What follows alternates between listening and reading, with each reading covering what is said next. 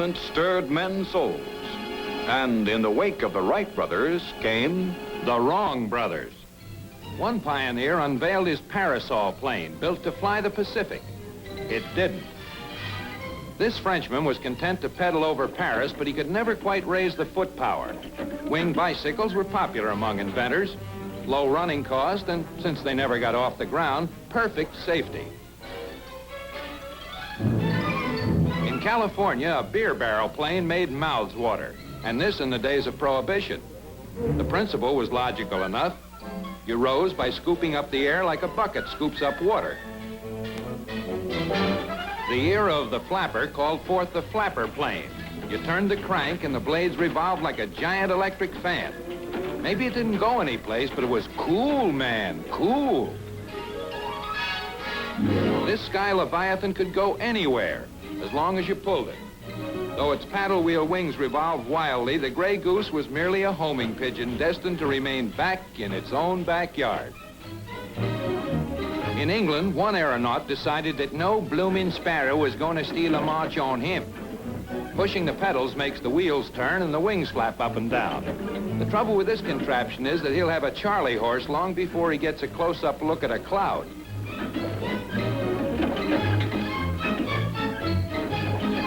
Poised precariously on a Connecticut bridge, this inventor might become an eagle, but he has a better chance of becoming an angel. His bat wing special needs just one accessory, a towel. now an awesome moment as the first rocket plane is fueled for a precedent-shattering flight. An asbestos-clad scientist lights the fuse, then runs for cover. There's no telling how far this revolutionary rocket ship may travel. Perhaps into outer space, perhaps to the very moon. With the first rocket mail, years later, science marches on. Vast improvements have been made on the early primitive rocket. And now... That's what happened to the letter you've been expecting. In Toledo, an inventive genius gets all juiced up to prove the hard way that every man can be his own rocket ship. And away we go. Rocket schmocket. Sam, you made the pants too hot. In the early 20s, aeronauts strove to...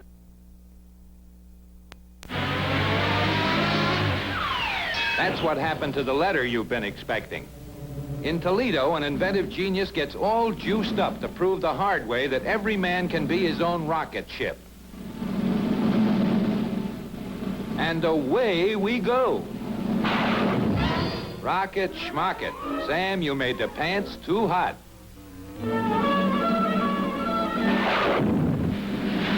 In the early 20s, aeronauts strove to perfect a strange windmill on wheels called the helicopter. This French model flew for only a few precarious moments and never got as high as an elephant's eye. Yet its achievement was a new world record and an important advance in aviation. Pile for the wood, she's running wild.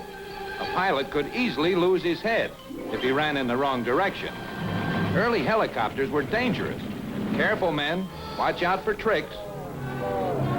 In Detroit, the first umbrella helicopter makes its bow. As light as lead and cast iron could make her, this undergrown carousel was supposed to jump into the air. Try this on your next hangover.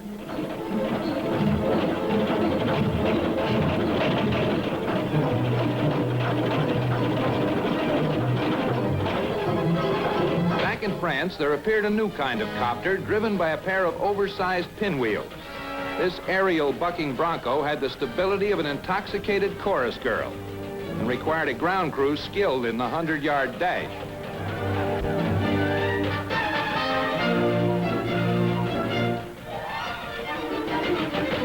A gas bag and a pilot were added for control. Some control. Just let her loose and where she goes, nobody knows. They called her the Flying Sausage, but to that perspiring ground crew, she was just a lot of baloney. This is how they got airsick back in 1921.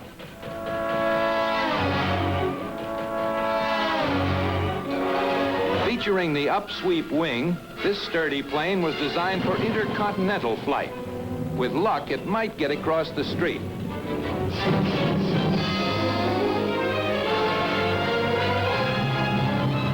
Here is the short story of the Seagull plane, which in the realm of flight was just successful enough to be a crashing failure.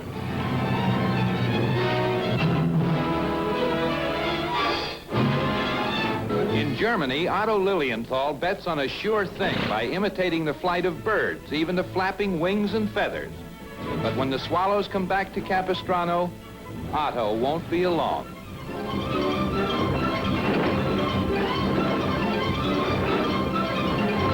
Up in Maine, the wooden eagle is unveiled to a waiting world. Those who came to ridicule remain to watch in amazement as it flies to pieces. Chicago produced the Ferris wheel plane, which is tied down securely to keep it from heading straight for the heavens. The motors respond with a mighty roar. What grace, what power, what speed, what design.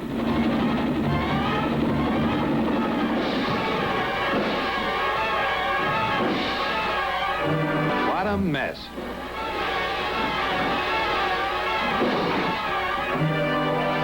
Smiling and confident, an English wizard flaps the ailerons of his reclining or divan-type one-man glider. The principle is supremely simple. When the car reaches airspeed, off he'll fly to whirl and loop happily overhead. The car races across the sands. The great event is close at hand. Faster, faster, faster, faster, and there he goes.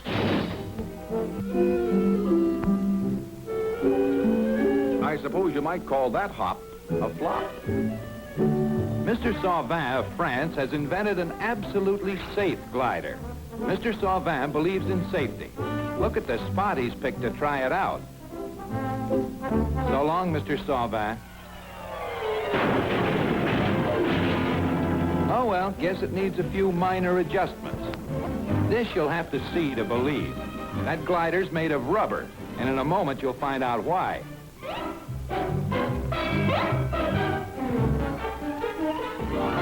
The harder it hits, the quicker it snaps back into shape.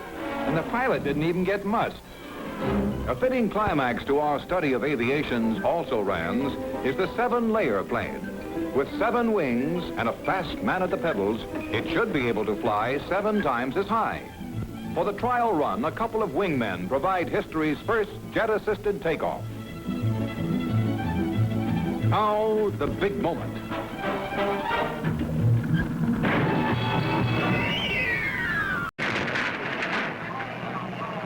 Crashing for these stunt flyers meant excitement, and providing excitement was what they did for a living. But for the pilot who designed the Trifibian to travel on land, sea, and air at 150 miles per hour, a crash would mean failure.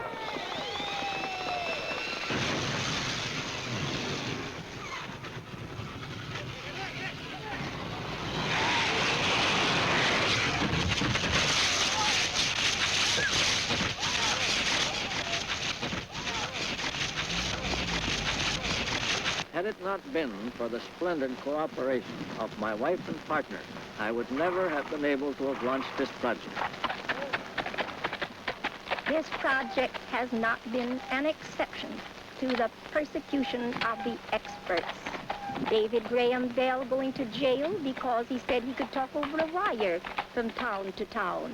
Marconi going to an insane asylum because he said he could communicate without a wire. New occasions teach new duties, they say. Time makes ancient ways uncouth. We must upward still and onward if we keep abreast of Toulouse.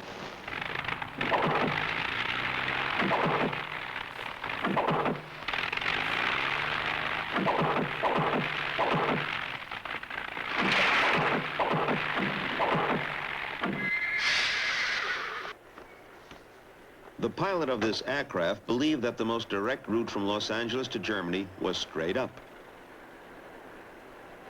He planned to fly his gyroplane to an altitude of 15 miles, where it would remain stationary while he waited for Europe to come to him. Since the Earth rotates from west to east at over 1,000 miles an hour, 8.5 hours later, he would descend upon the Rhineland. This is the first American rocket airplane flight. It has been staged to demonstrate the practicability and feasibility of transporting mail and other merchandise by rocket airplanes. This particular plane will take off from Greenwood Lake, New York to Hewitt, New Jersey, and will carry 6,127 pieces of mail.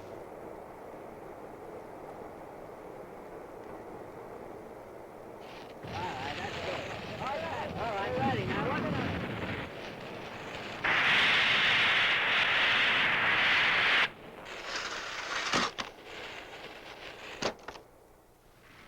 Victoria, do you have to be crazy to be shot out of a cannon? Sometimes.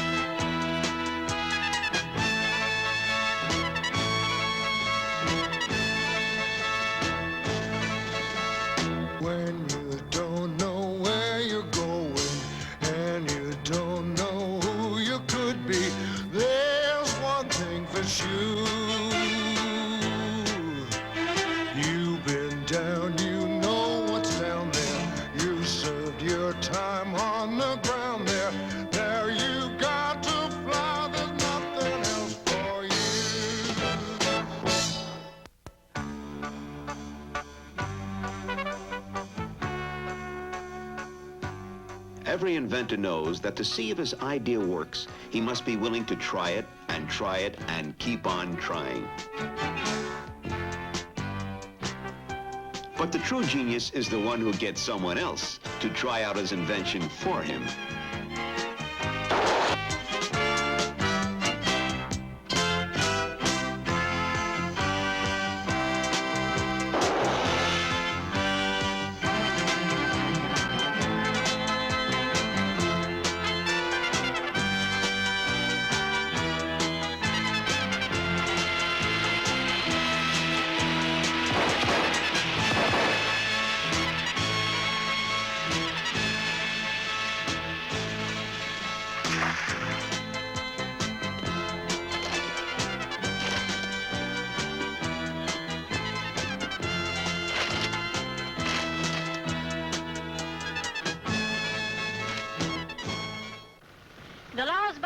these wings are manipulated are the old lost laws of Greek cosmic motion, which I have rediscovered. And it is my strong conviction that by utilizing these inner universal forces, we shall all be able to fly like the birds. And I am now starting a school to train the children to develop these powers while they are young. Now, Max, come over and put this in here. All right, I get it. Go ahead. And get that one tightened up. That's right. Not too tight. Now down, come on. Not too tight. Go ahead. It's all right and back there, Mr. Yes. Ready? That's it. Tight now. Okay. Fine, fine. Now we're off. We ought to wait till the wind catches. All right, go. Come on.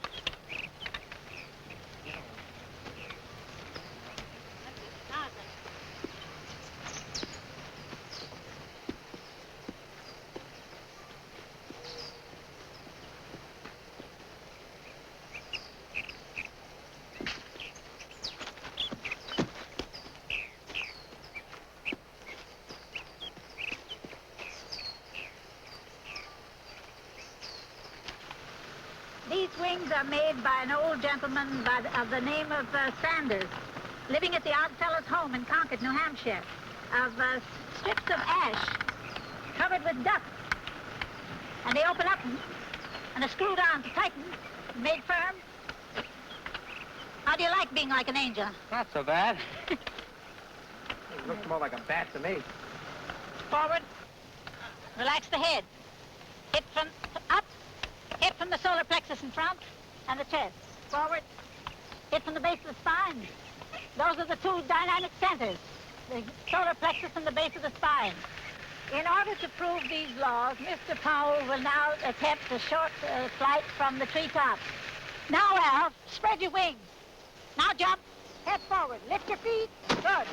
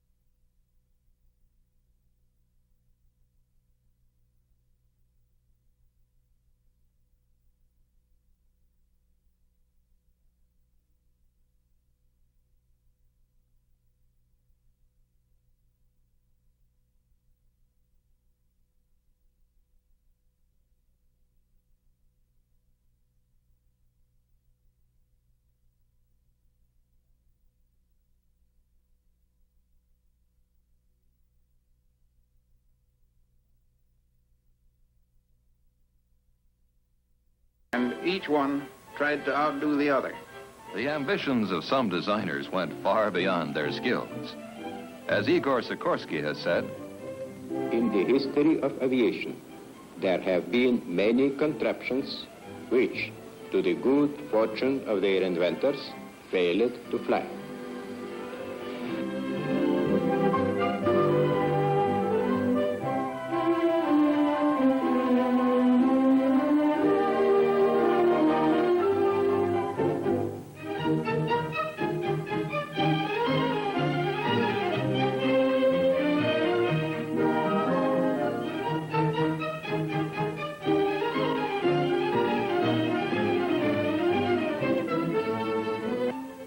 Sperry, whose contributions to the aircraft instrument field were momentous, puts a pre-war aircraft through its paces.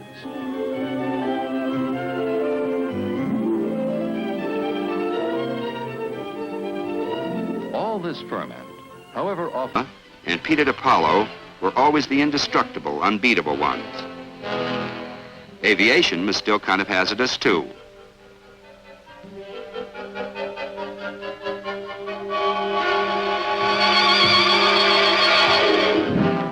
See, people had strange ideas, which almost worked.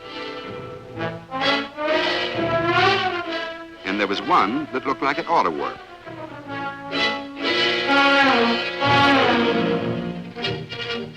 And one man who had theories about wings, but couldn't run quite fast enough.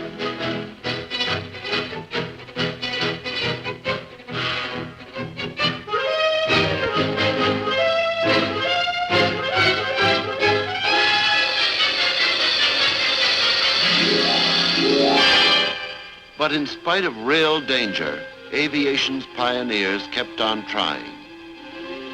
Some experimented with gliders towed by planes.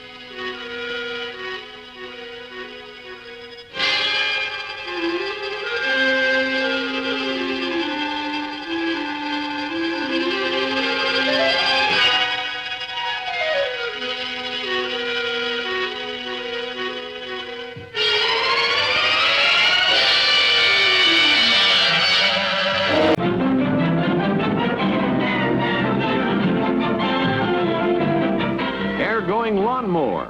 Designed to clip clouds while on the wings of the wind, this cockeyed contraption of the 1920s can't even cut grass. But then it's not a lawnmower, but a designer's dream of a plane that will rise vertically and then fly away. Dream turns into nightmare, though. It just can't get off this earth.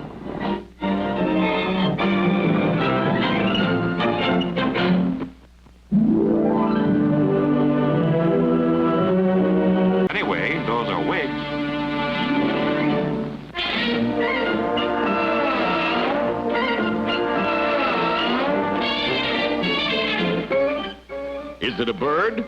Is it a plane? Well, not exactly.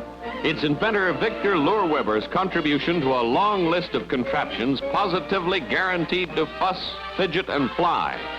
1/3 plane, 1/3 helicopter, and 1/3 combination egg beater and concrete mixer, Lohrweber's Lulu gets all wound up. Then inventor and his helpers run to shelter from flying parts. Toss it does. Fidget it does. But fly? Yeah.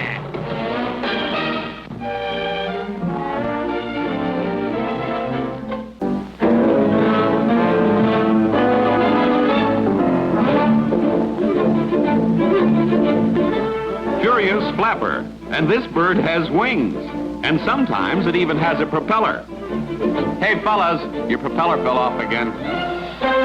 It's early 1920s, and a couple of would-be Wright brothers are all wrong as their flying machine with flapping wings goes flap, flap, flop.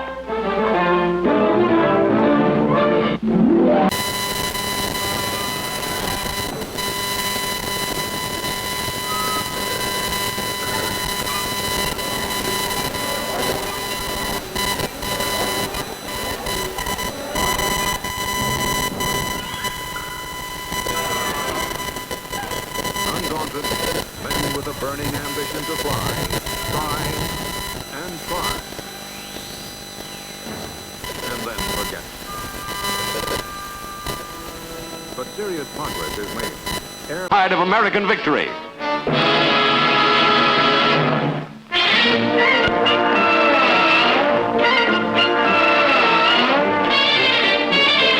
Those aren't overgrown bat's wings, but here in Brookline, Massachusetts, Boston concert singer Madame Helen Alberti has bravest but battiest idea of 1930.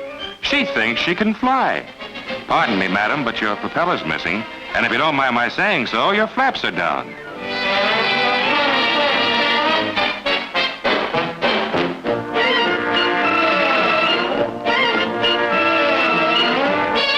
Well, maybe there was something wrong with the wiggle works in the wings.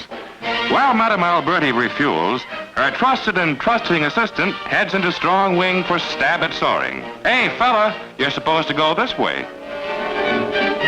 While ground crews still work over Bomber Alberti, the pursuit ship heads down runway in another attempt to take off. It's that old adage, if at first you don't succeed, fly, fly again.